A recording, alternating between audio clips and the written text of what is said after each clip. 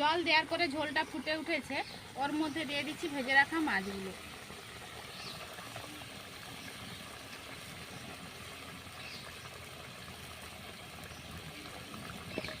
মাছগুলো দেওয়ার পরে আমি 4 থেকে 5 মিনিট ফুটিয়ে নেব।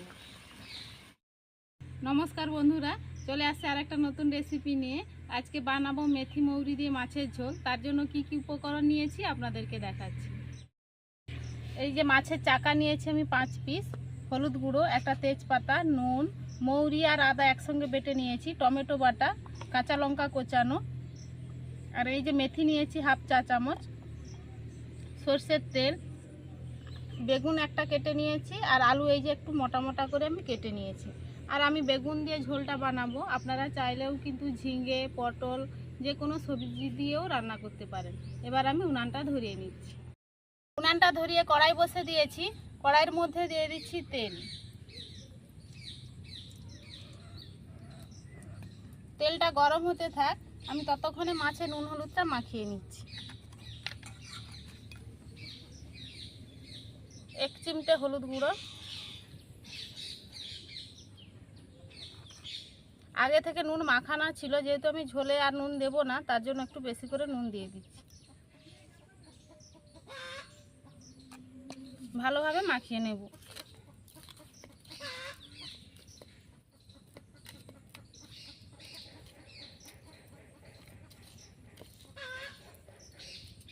মাছে যদি নুনটা ভালোভাবে মাখানো হয়, মাছের ভিতরে যদি নুনটা ঢুকে, কিন্তু যে কোনো রান্নায় আপনারা যদি মাছের করেন দেখবেন টেস্টটা কিন্তু খুব ভালো হয়।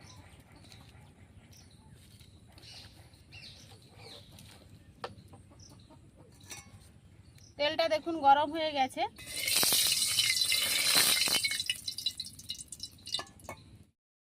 এবারে আমি কড়াইয়ের মধ্যে মাছগুলো দিয়ে দিচ্ছি।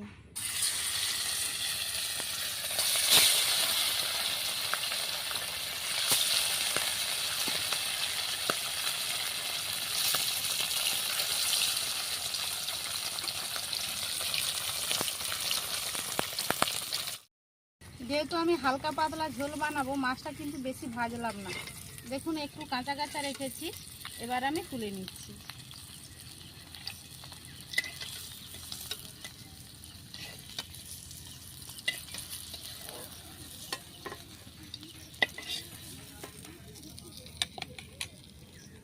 আর যে দুটো মাছ থাকলো একইভাবে ভেজে নেব।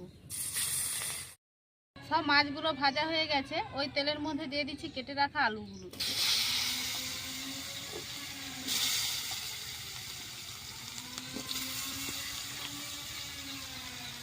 দিয়ে দিচ্ছি পরিমাণ মতো নুন,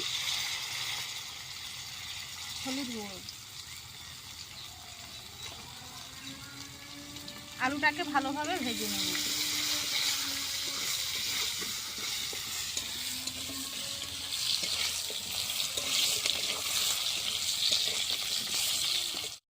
দেখুন আলুগুলো কিন্তু লাল লাল করে আমি ভেজে নিয়েছি, এবার আমি তুলে নিচ্ছি।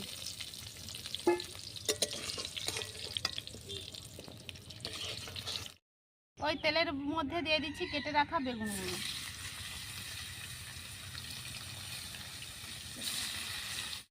আমার মতো নুন,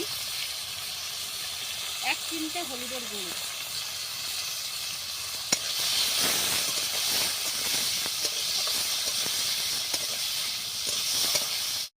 দেখুন আলু যেরকম আমি ভেজেছি লাল লাল করে, বেগুনগুলো একই রকমভাবে ভেজে নিয়েছি। এবার আমি তুলে নিচ্ছি।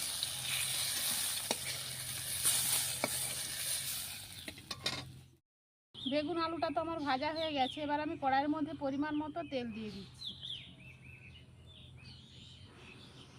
দিয়ে দিচ্ছি একটা তেজপাতা, মেথি,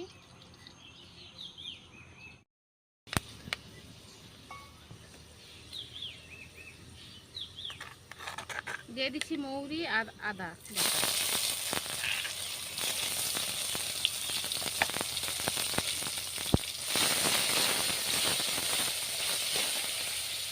দিয়ে দিচ্ছি টমেটো বাটা,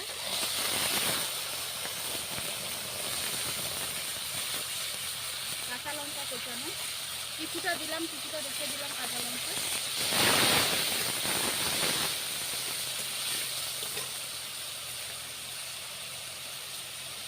হাফ চামচ হলুদ গুঁড়ো,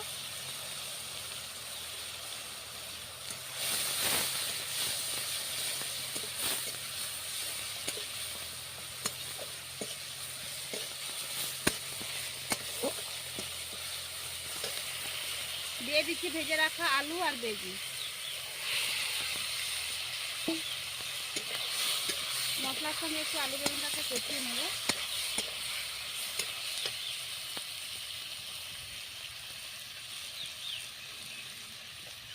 দিয়ে দিচ্ছি পরিমাণ মতো জল।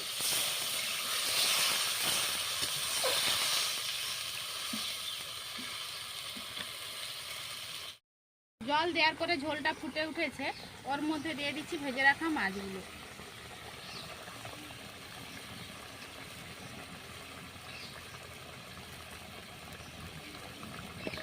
মাছগুলো দেওয়ার পরে আমি 4 থেকে 5 মিনিট ফুটিয়ে নেব।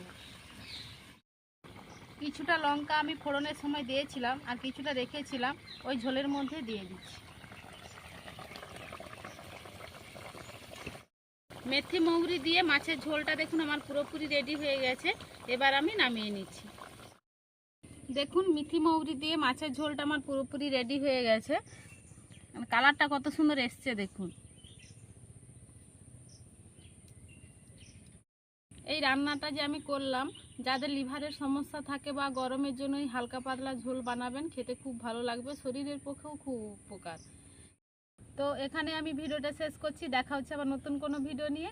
ভালো লাগলে অবশ্যই লাইক, কমেন্ট, শেয়ার, সাবস্ক্রাইব করবেন। সবাই ভালো থাকবেন, সুস্থ থাকবেন।